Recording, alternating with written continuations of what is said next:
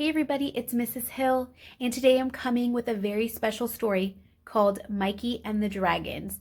And this is by Jocko Willink, who is a former Navy SEAL, and he wrote this story about fear for kids and some things we can do to kind of combat that fear and just know that it's normal and everybody experiences fear. And so there's different things that we can do. Some of us pray, and there's also other things in the story that he shares that we can just face our fears head on. And so it's kind of a long book, but it has a really, really good message for kids and parents alike, especially right now as we're going through all of this stuff with the pandemic. So sit tight, get comfy and cozy because it's a long book, but I really hope you like it. Mikey and the Dragons. All right, Mikey and the Dragons.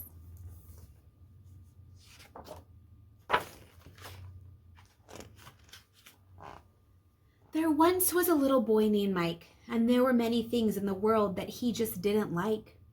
He was scared of spiders and beetles and bugs and always thought they hid under the rugs.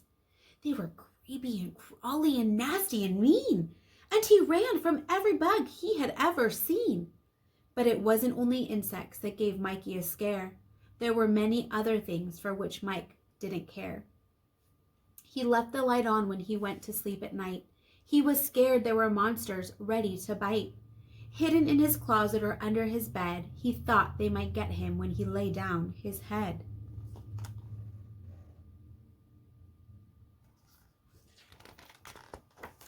He imagined a monster with giant teeth and claws, grabbing his neck with its giant paws. And if it wasn't monsters coming to take him away, it would be slimy snakes slithering his way. Yes, Mikey was scared of evil snakes too. He was horrified of what they could do.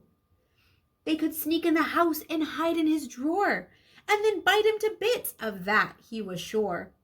There were many other things that gave Mikey a scare, which meant there were many things that he wouldn't dare.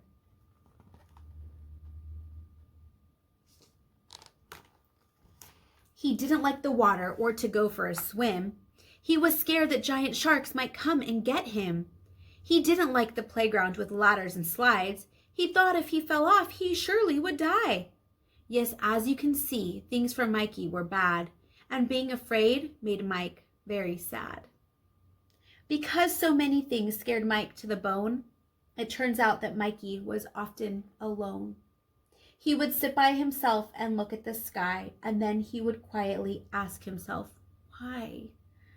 Why did so many things give him a scare? How could he ever overcome all of that fear? How could he ever stand up and be brave, or would being afraid always make him a slave?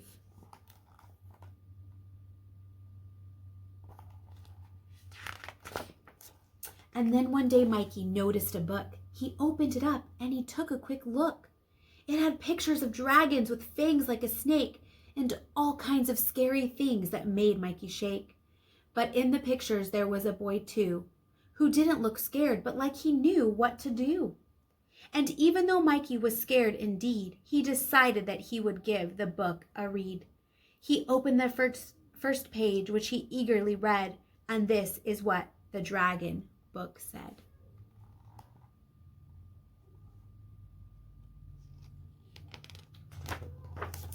The Dragon Prince, as told by Sir Jake, Knight of the Sea, Air, and Land.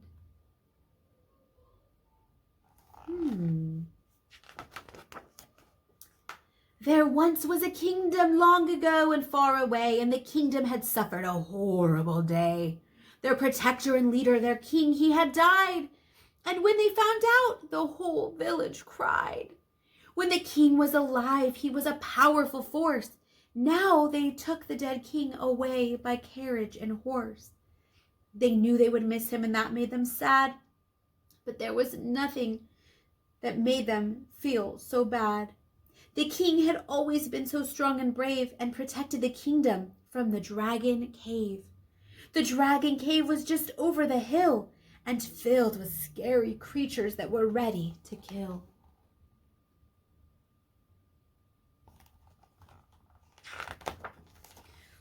horrible dragons of every single type, who thought people in the kingdom were especially ripe. The people thought the dragons had breath of fire, and that the dragons stood 20 feet taller or higher. They thought the dragons had sword-stopping scales and powerful, long, razor-sharp tails.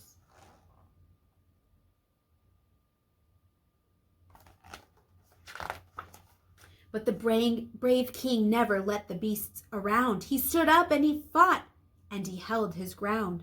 And as long as the king had been the king, none of the dragons could do a thing. Yes, the king always kept the dragons at bay by going out bravely into the fray. It seemed without fear the king would go fight. He'd beat the dragons and come home at night.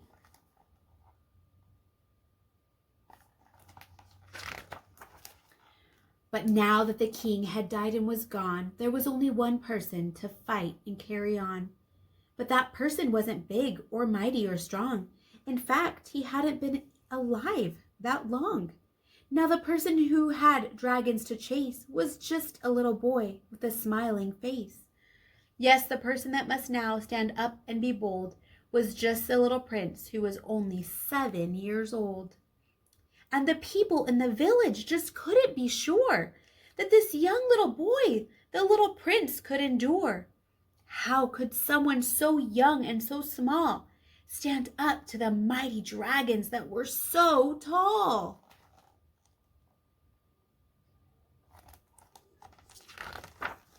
And the prince himself, he also didn't know if he had the courage it would take to go.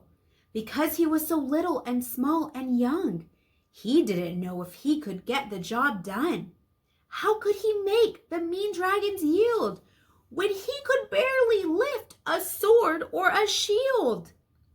But no one else dared to step up and fight, not the kingdom's guards or even the knights. So even though the prince was scared, he still knew that fighting the dragons was something he must do.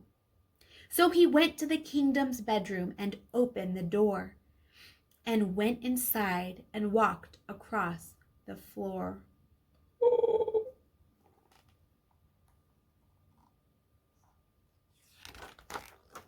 He opened an old chest that was tall and wide, where the king had kept all his war gear inside. The shield was big and the sword was so long, it was no wonder the king had been so strong. But the prince was a boy, not a king like his dad. And to lift up the gear took all the strength the boy had. And that made the prince get even more nervous. And he wondered if he was ready for this service. Fighting dragons was such a scary task. The prince to himself had some questions to ask. How could a little boy ever be a man? How could the little prince ever make a stand? But at the bottom of the chest there was a small note, and it looked like something that the king wrote. So just when the prince thought he was over and done, he picked up the note and it said, "To my son." He took a deep breath and opened the note he had found, and this is what his father, the king, had written down.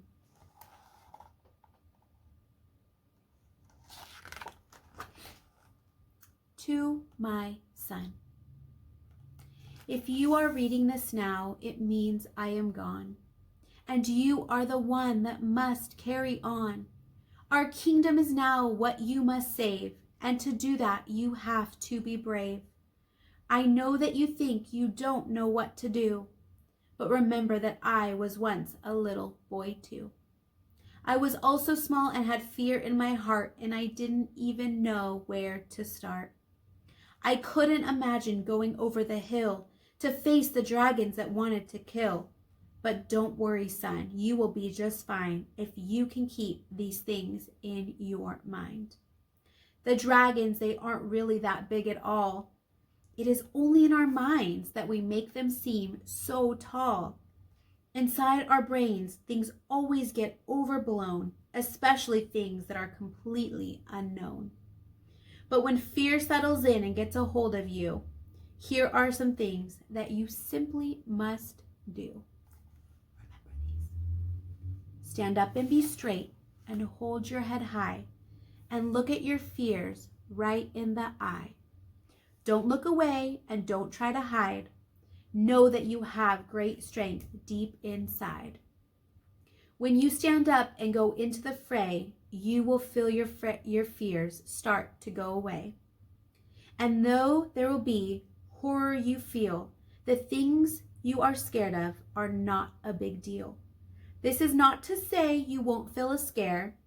Fear is a feeling that we all share. Fear is normal for every person on earth, but this is where a hero proves his worth. A coward runs away when danger is near, but a hero will face the things that they fear. So that is what you must do, my son. Face the dragons and do not run. And I promise when you meet them, you will see that you are just as strong as me. The dragons that seem so mighty and mean are not ever as bad as they might seem.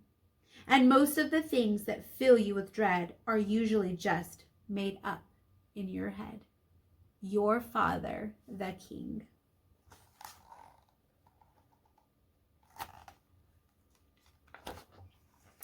Now the boy was still scared, though not as bad, after he got done reading the note from his dad.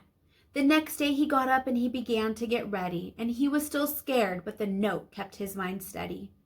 Of course, he still felt some fear in his mind, but he knew he would have to keep it confined.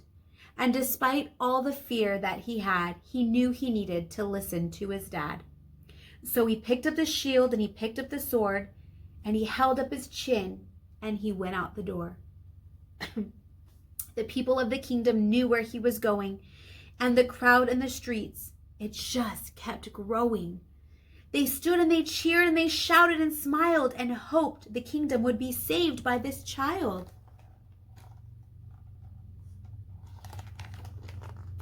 And the prince gave them a crisp salute, and he marched them all down the main route. At the end, he stood up very straight and he simply walked out of the gate. Once outside of the kingdom, he tried to stay brave as he walked toward the dragon cave. He could smell the fire of their breath and wondered if he would meet his death. But he remembered what his father had said, that most of our fear is inside our head. When he got near the cave, he looked all around, but he saw no dragons upon the ground. So he walked a little closer, and then he heard some noise, and though it scared him a bit, he still kept his poise. He got to the edge of the cave and looked in, and saw countless numbers of dragons within. But when the dragons saw him, they scattered and hid, even though the prince was just a little kid. And the prince, he couldn't believe his eyes, because to the prince's great surprise,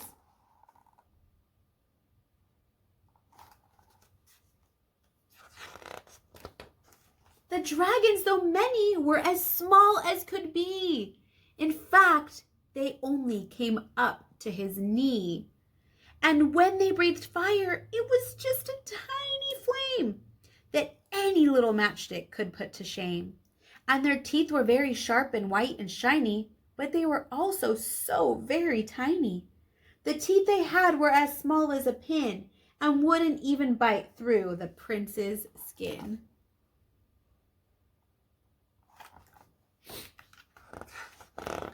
So the prince walked right into the cave, just as a prince and a king should behave. And one small dragon came out looking sweet and sat on ground at the prince's feet. And the prince was convinced by his little sight that his father, the great king, was absolutely right. The fear was just like the king had said. It had all been in the prince's head. So the prince left the cave and headed back to town, and all the people saw him come down. They clapped their hands and they shouted with joy that the kingdom had been saved by this boy. The prince climbed up and he stood on the wall, and this is what he told them all.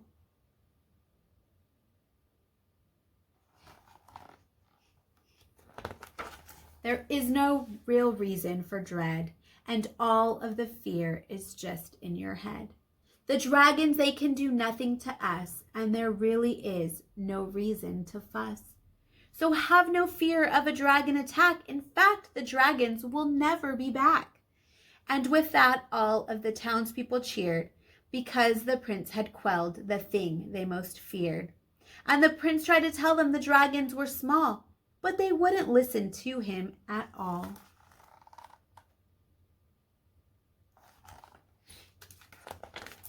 So the prince carried on protecting the town, and of course he never let them down. Because the dragons were so small, they really were no threat at all. And the kingdom carried on forever, filled with laughter, and all of the people lived happily ever after. And that was the end of the dragon book. And Mikey was so glad he had taken a look. He realized something that he never knew. If you are afraid, there are things you can do. Instead of hiding or running away, stand up and face what makes you afraid.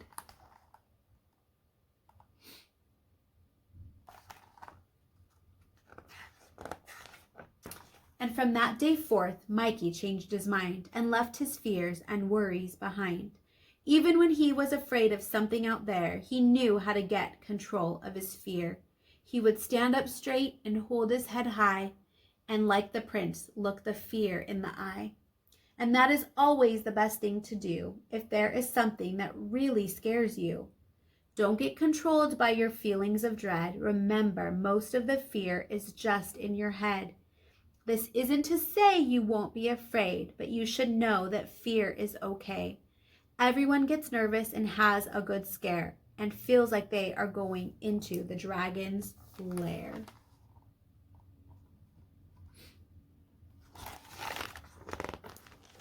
But when that happens and you don't want to go, think of the lesson the prince got to know. That when you are feeling so scared of it all, you just need to remember that the dragons are small. The end.